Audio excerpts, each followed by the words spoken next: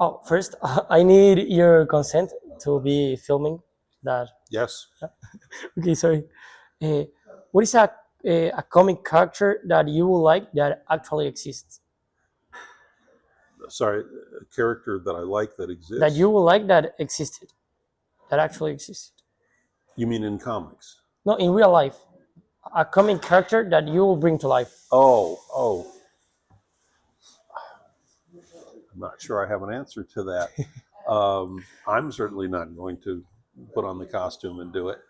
Um, uh, I'm trying to think if there's anybody. I don't really have an answer for that. I'm sorry. Okay, no worries.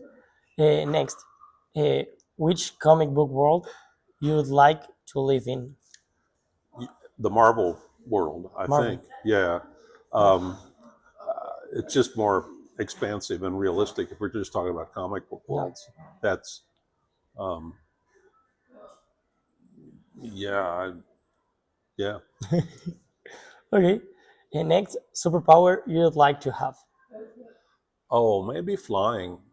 Flying. Yeah, Okay. yeah. I once looked out a window of a high hotel and sort of just visualized how I could leap out and kind of soar away. Now I wasn't going to leap out the window or anything, but I mean I could sort of feel it at that moment how it would be, and so whether that's actually how it would feel, I don't know because I've never done it. Okay. But I that would be my That'd be choice. cool. Yeah. Yeah.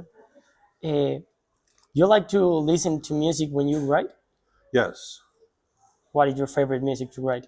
It's really changed over time. I mean, it was rock for many years, um, and then jazz. And there's been a period when I was into opera and really enjoyed opera to write by. But these days, mostly jazz and yeah, mostly jazz, mostly new jazz now, new people that aren't that well known. Okay. So, Any singer, any artist?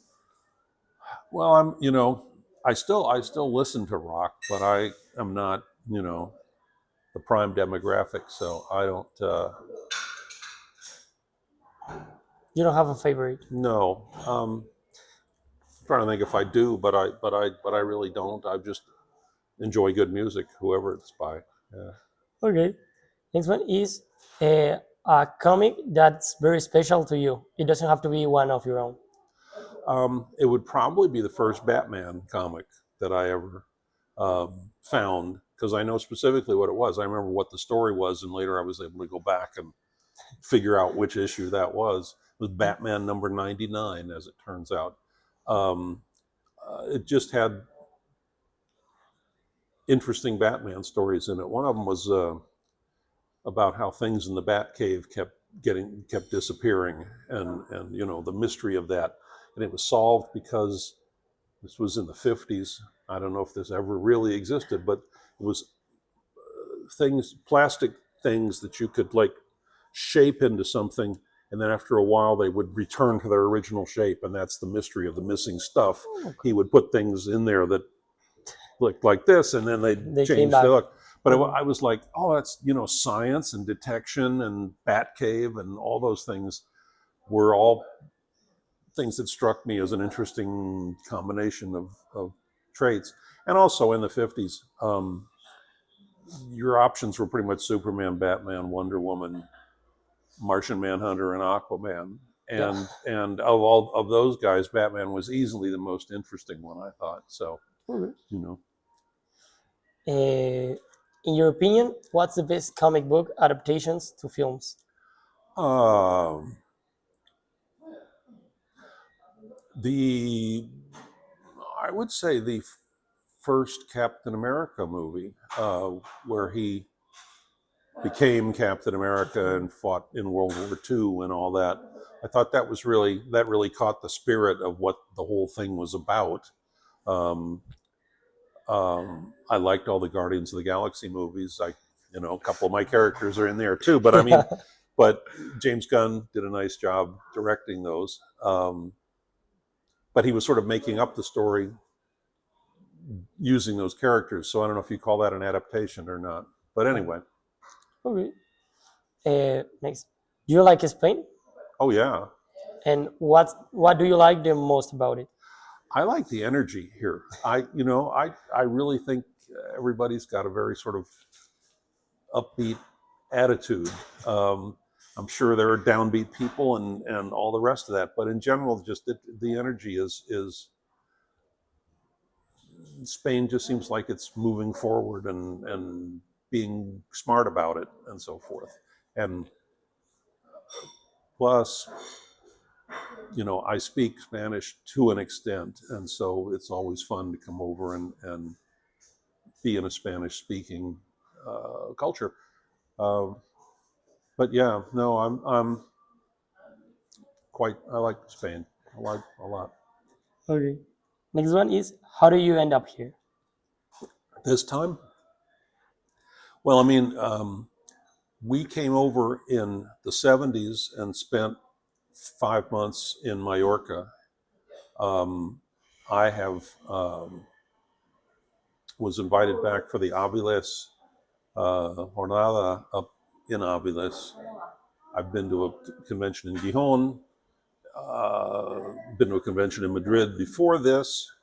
So every time I come, we try to get out and see the area, see the rest of Spain In your own world? in my Yeah. own. Yeah, I have a bunch of characters that I own, right, and Yeah. can do things with, and um, but I stopped doing like commercial comics 20 years ago. I mean, everything seems a long time ago, but because it is. But um, I did them from the '70s up through about 2007, somewhere in there, and then since then they've been making movies, and there's been some uh, income from the movies and all that. So I haven't had to try to sell something to Marvel or DC. So I've been writing stuff that interests me, stories that don't necessarily connect to either any of their universes, Yeah. but things that Just your preferences. yeah. That's good. What's the weirdest thing that has ever inspired a story of yours? Ooh, um, I don't know if the first thing that comes to mind is I did a character called Mantis at Marvel. And when I left Marvel, somebody said to me, "Does this mean there won't be any more Mantis?" And so I put her in a DC comic, changed her name, changed her appearance, but her speech patterns and so forth were clear that, you know, and that reminds me also of um, once upon a time when I was really new to all of this. Me and the guy who wrote Thor and the guy who wrote the Justice League all went to a Halloween party, um, and we then made up a story which ran through all three books, even though two of them were Marvel and one of them was DC. Again, it's the same. It's us three and one guy's wife.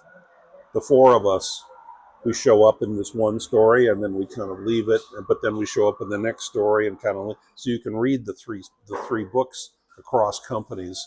I mean, we're the same. I mean, and when I did Mantis, I had to disguise her because Mantis belongs to Marvel, but we were real people, so we're in both the Marvel and the DC books that month.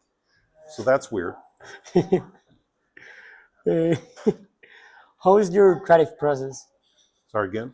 What is your creative process like? It's like that in English. Credit presence. Creative. Oh, creative The process. yeah, Creative process. Um, Well, when I was doing them, I had, I would write a book a week. So on the first day,